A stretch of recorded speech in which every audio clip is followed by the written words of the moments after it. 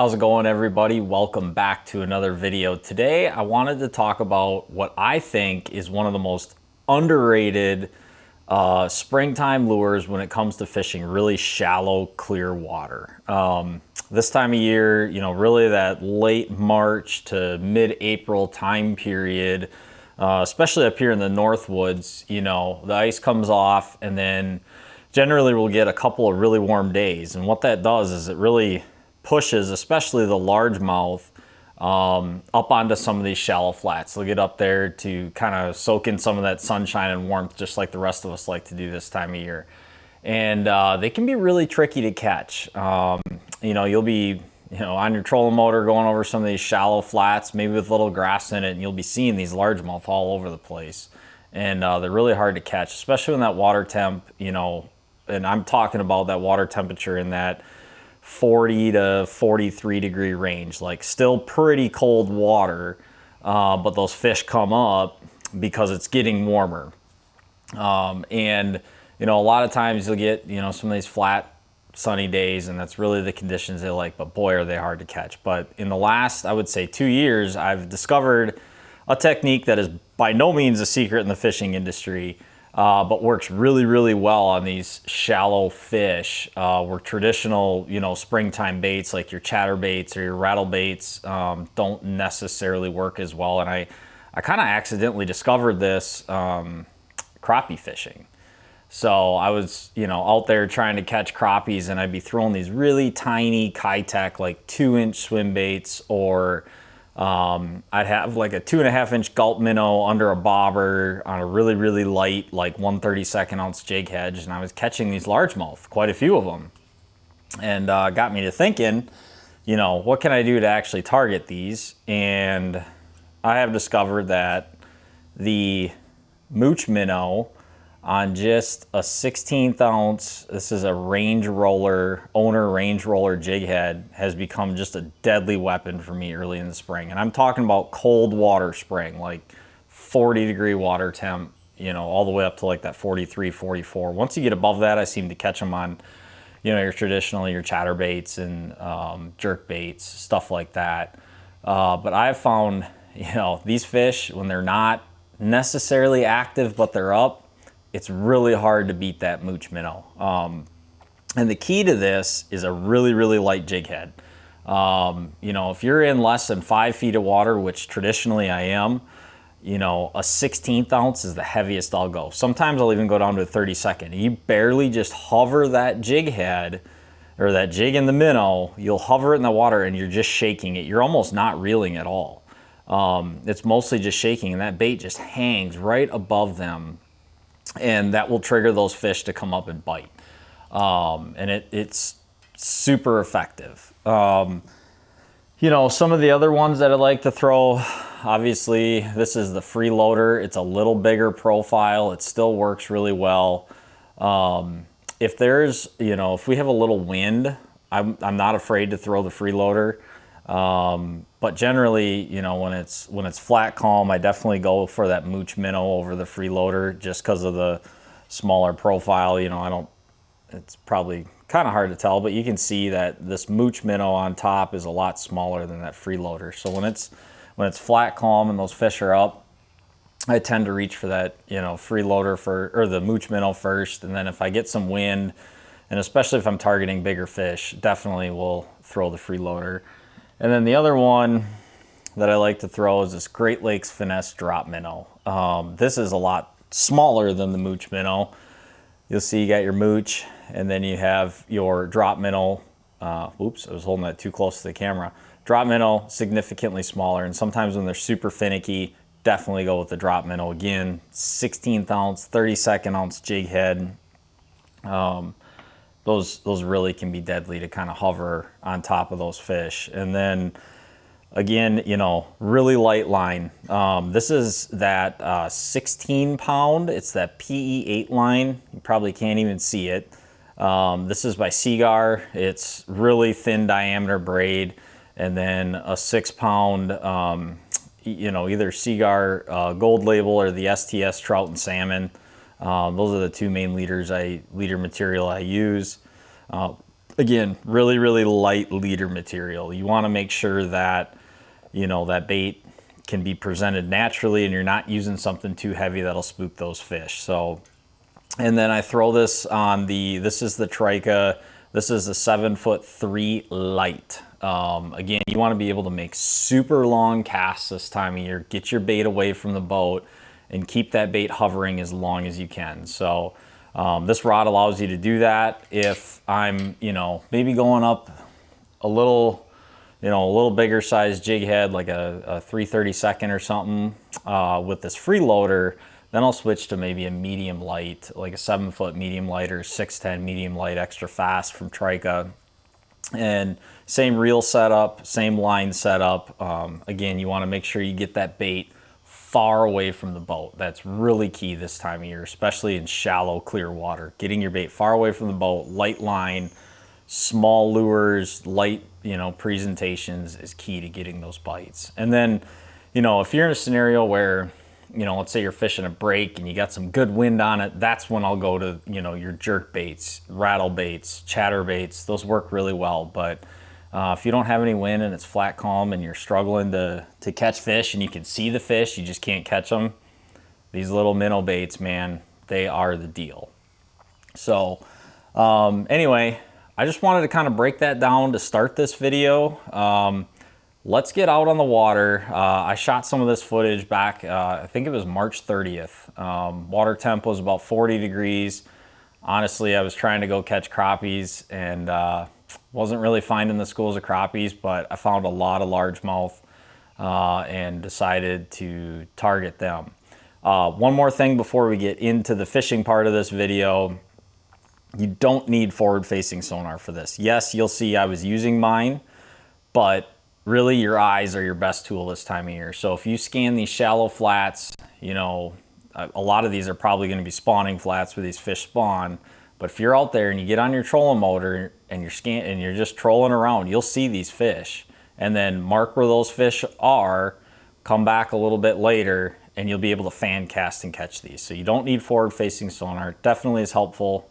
I use mine because I have it, but you don't need it. So anyway, enough shop talk. Let's get out on the water and see if we can catch some of these fish.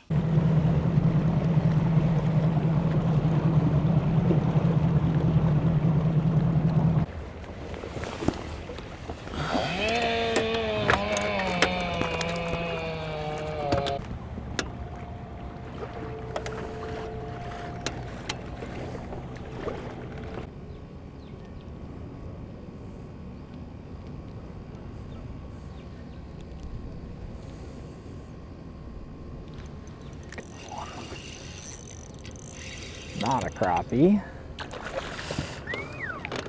Nice largie though. Well, that's fun.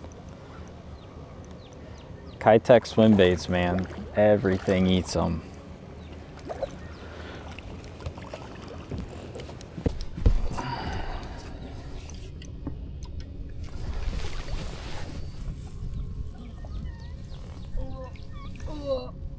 Come on, open your mouth.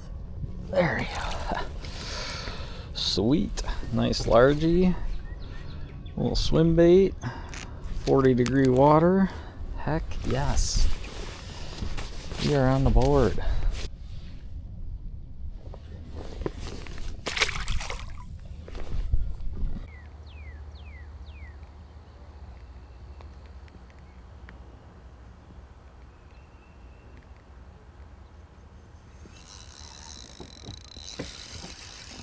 Oh, that's another good one.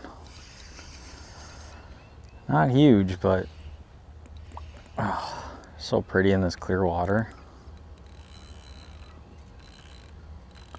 Oh, I brought the school to the boat. I was just sitting there, I had my live scope just pointed away, and man, there's a group of about 20 fish over there. But then I pulled that to the boat. Hopefully they stop. Some of them did. Hate it when that happens. That's a nice fish.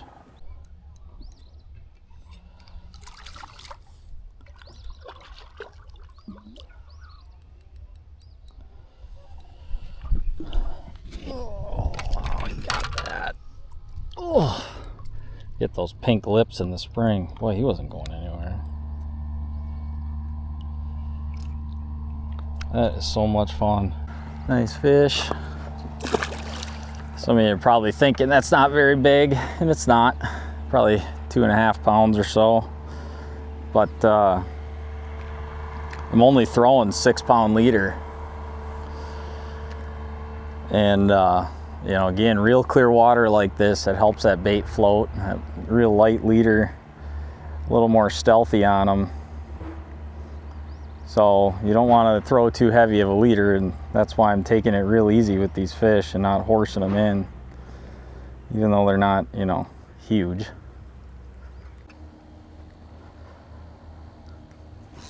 Not that one. Oh yeah. That's a nicer one. It's not very big, but fun size. Just choked that minnow.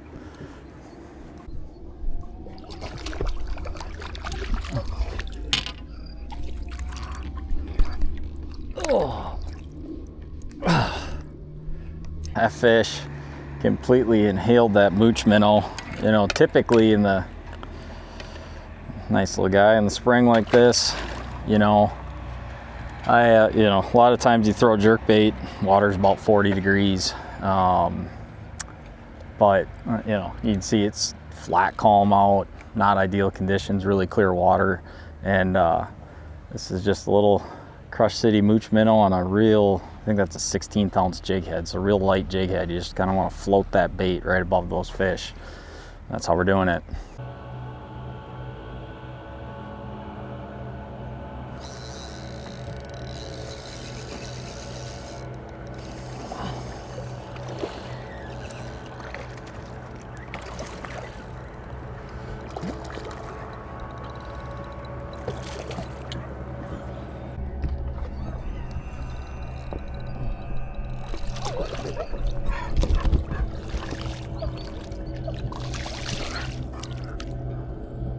Oh, that one got it. Oh. Oh. Look at that cool black lips on that thing. He ate it good. They're cold.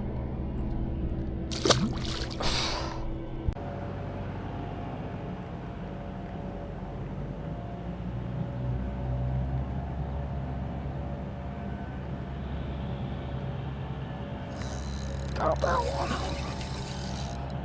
Ooh, that's a nice one.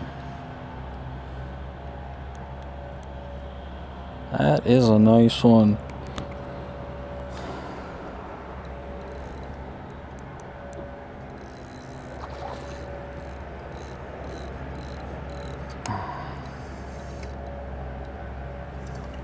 Boy, when they decide to eat it, they eat it. Just don't go on my power poles, please. Teal. Oh,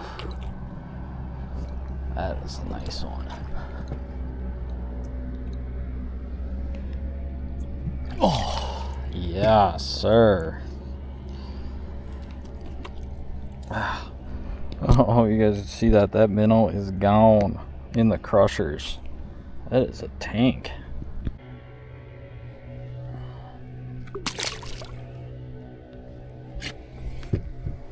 Sweet.